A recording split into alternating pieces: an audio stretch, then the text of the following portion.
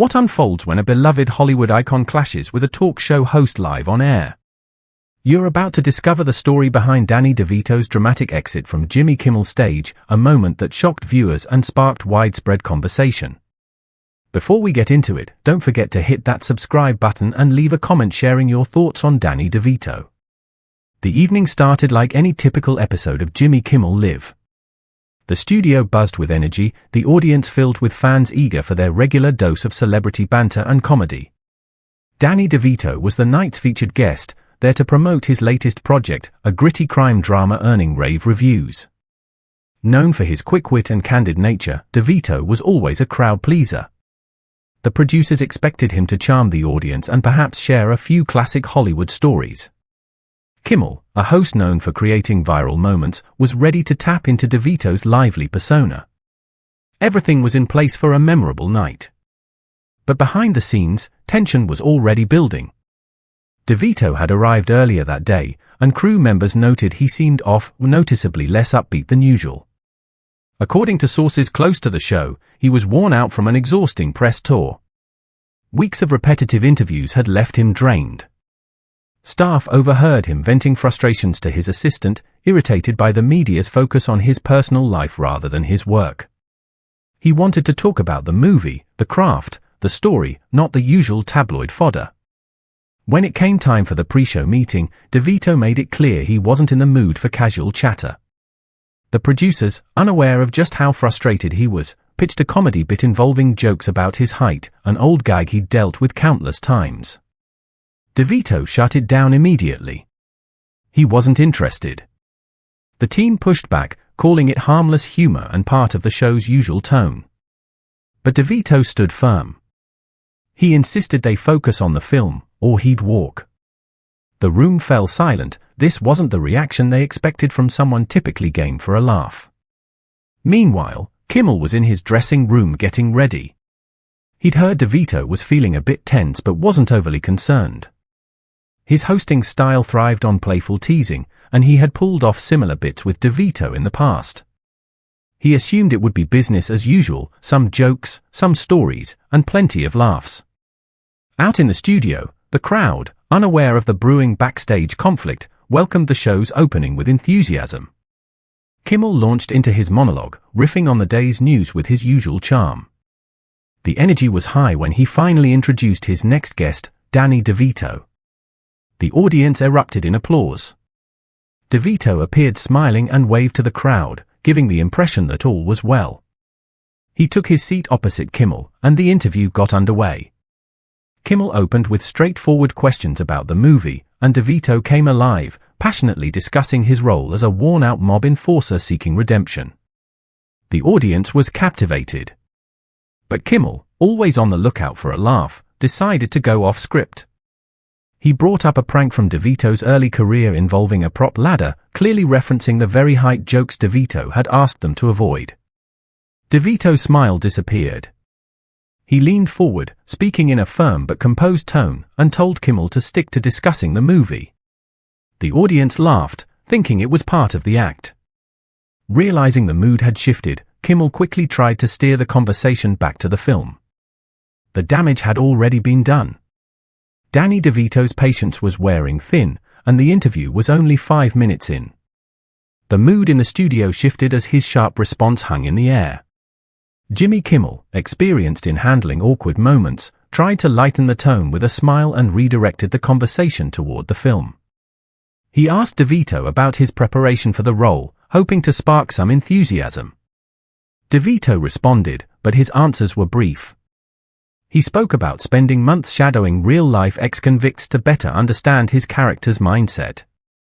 The audience listened closely, though the earlier energy was gone. Sensing the segment was beginning to fall flat, Kimmel took a gamble. He brought up a recent tabloid story involving DeVito's alleged altercation with a photographer at a film premiere. The shift to lighter, gossipy content was meant to inject some humor. But DeVito's expression darkened. He interrupted Kimmel mid-sentence, questioning why they were discussing rumors instead of focusing on the film. The audience murmured, sensing genuine tension. Kimmel tried to diffuse it with a laugh, saying it was all in good fun, but DeVito wasn't amused. Leaning in, DeVito spoke in a calm yet firm tone. He said he came on the show to talk about his work, not to be reduced to gossip fodder. The studio fell silent. Some in the audience assumed it was a planned bit, but the crew knew otherwise. In the control booth, producers exchanged uneasy looks. They'd seen guests get irritated before, but this was different. DeVito was clearly drawing a boundary, and Kimmel had crossed it. Visibly unsettled, Kimmel attempted to redirect the conversation again, this time asking about DeVito's co-stars, but the actor wasn't playing along anymore. DeVito began speaking over Kimmel, describing how the media had harassed him for weeks, twisting his words and disregarding his craft. His words came in a raw, unfiltered stream that caught everyone by surprise. The segment was quickly unraveling. Kimmel, usually adept at easing tension, looked unsure of what to do. He glanced nervously at the audience, then back at DeVito, who was now addressing the crowd directly. DeVito said they deserved more than tabloid fluff and recycled jokes. Some audience members applauded. Others remained frozen in disbelief. The control booth erupted into chaos. Producers debated whether to cut to commercial. Urgent messages buzzed through Kimmel's earpiece, instructing him to wrap things up.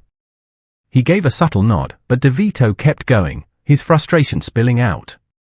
He mentioned the pre-show meeting, revealing he had asked the producers not to bring up personal topics. The audience gasped. It was a rare behind-the-scenes revelation that made Kimmel's earlier comments seem intentional. With pressure mounting, Kimmel interrupted again. He insisted they were just trying to keep the mood light and suggested moving on. Though his tone was polite, it was strained. DeVito held his ground, accusing Kimmel of violating the boundaries he'd set. He said he had expected more respect from a show he'd appeared on before. The words hit hard. Kimmel's expression stiffened. He was no longer in control. DeVito had taken command of the narrative. 10 minutes in, the segment felt less like an interview and more like a showdown. The audience was glued to the moment, phones raised to capture every second. Clips were already circulating online, but the most dramatic part was still unfolding. Backstage, DeVito's assistant watched with concern, unsure whether to intervene. DeVito showed no signs of stopping, and Kimmel had nearly exhausted his options. The confrontation between the actor and the host had cast a tense shadow over the entire studio. DeVito's claim of being disrespected lingered, and Kimmel's attempts to steer things back on track were falling flat. Clearly unsettled, Kimmel suggested they take a short break and return with fresh energy. But DeVito shook his head. He wasn't finished. He addressed the audience, saying he'd been in the business long enough to recognize when someone was trying to make him the punchline. While he respected Kimmel's show, he felt blindsided by the personal nature of the questions. The crowd responded with mixed reactions, some applauding his candor, others shifting uncomfortably, unsure of how to respond. Kimmel, torn between staying on script and addressing DeVito's concerns, made a decision that only worsened the situation. He pushed back.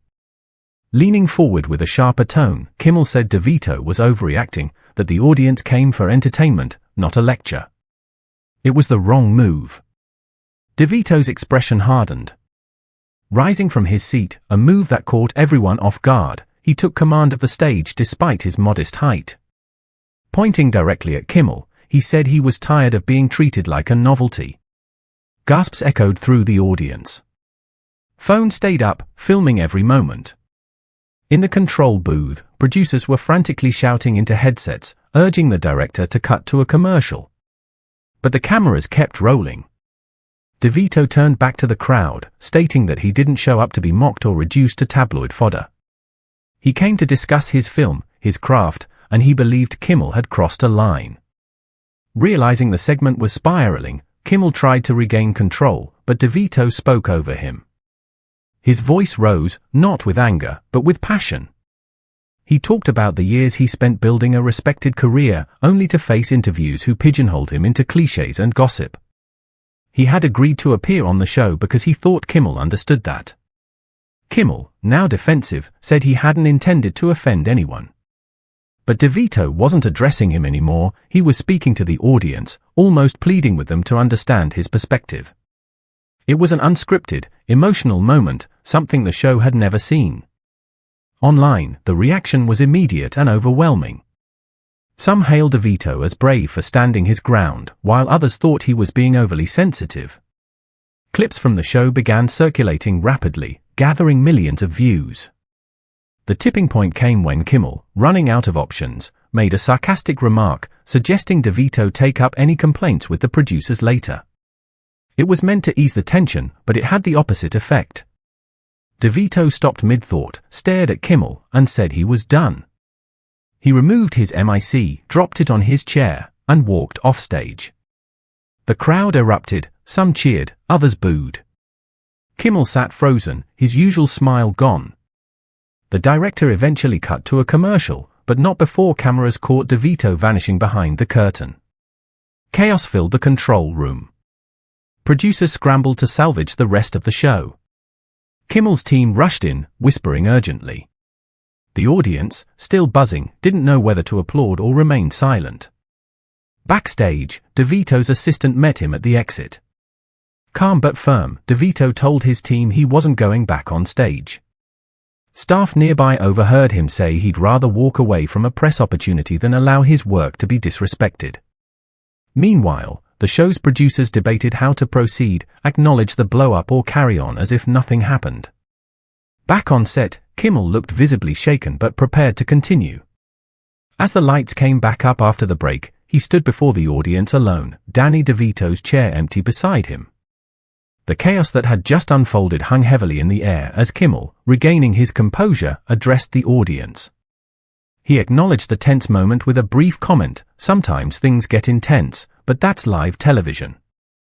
Without naming DeVito, he quickly shifted focus to the next scheduled guest, a musician set to perform. Though the audience clapped, the energy in the room was noticeably off. Many were still absorbing DeVito's abrupt departure, their phones lighting up as social media buzzed with reactions. Though the show went on, its rhythm was broken. Producers made the call to cut the final segment, ending the episode ahead of schedule. Behind the scenes, DeVito was already exiting the studio, accompanied by his assistant and a small group. Crew members stood by in silence, unsure how to respond. One staffer approached to apologize, but DeVito brushed it off, saying he wasn't angry, just done. He stepped into the waiting car without another word. News of his departure spread quickly. Paparazzi, alerted by someone from the set, had already gathered and snapped photos as his vehicle drove off. Within an hour, the images were all over entertainment sites, igniting speculation. Some praised DeVito for his stance, while others criticized him for being uncooperative or unwilling to conform to the Hollywood routine. Meanwhile, Kimmel's production team entered damage control. Producers gathered in a meeting room to review footage and discuss the fallout. They understood that the circulating clips were potentially damaging to the show's image. Kimmel, known for being relatable, now faced backlash for what many viewed as a tone-deaf remark. The team considered releasing a statement but ultimately chose to wait, hoping the situation would cool down. Kimmel himself remained silent, though insiders shared he was frustrated. He believed DeVito had overreacted, yet admitted that the joke about DeVito's height and the tabloid comment were mistakes. Pushing boundaries was part of his style, but this time he had misread the room and his guest. By morning, the incident had gone viral. Hashtags and memes dominated social media platforms. The impact reached beyond the show itself. Fans rallied around DeVito, flooding his accounts with messages of support and admiration for what they saw as a display of authenticity. Critics of the actor, including some within the industry, weren't as forgiving. Late-night hosts mocked the incident, joking that DeVito had stormed off for no real reason. His team issued a short statement explaining that he had come to promote a film but felt the conversation had turned inappropriate. The note didn't reference Kimmel or the show directly, but it made his position clear. The film studio, caught off guard by the controversy, moved quickly to turn the attention into promotion. They released new trailers highlighting DeVito's powerful role, hoping to steer the public narrative back to the movie itself. In the following weeks, the incident became a cultural flashpoint. Commentators debated whether DeVito had taken a necessary stand or if Kimmel was simply doing his job. To some, it was a rejection of shallow, sensationalist media. To others, it looked like a publicity stunt gone awry. Kimmel's show extended an invitation for DeVito to return, but he declined. Instead, DeVito maintained a low profile, letting his work speak for itself. When the film premiered, it earned strong reviews, with critics noting the intensity he brought to the screen echoed the passion he displayed on Kimmel's stage. For Kimmel, the episode left a mark. He later referenced it lightly in a monologue, saying he and DeVito were cool, though he stopped short of an apology. The audience laughed, and the program moved forward. Still, that night's events lingered. It became a lasting example of what happens when live television collides with unfiltered emotion. DeVito's exit wasn't just a moment of tension, it was a statement. It offered a glimpse of an actor determined not to be diminished, and for Kimmel, it served as a lesson in interpretation.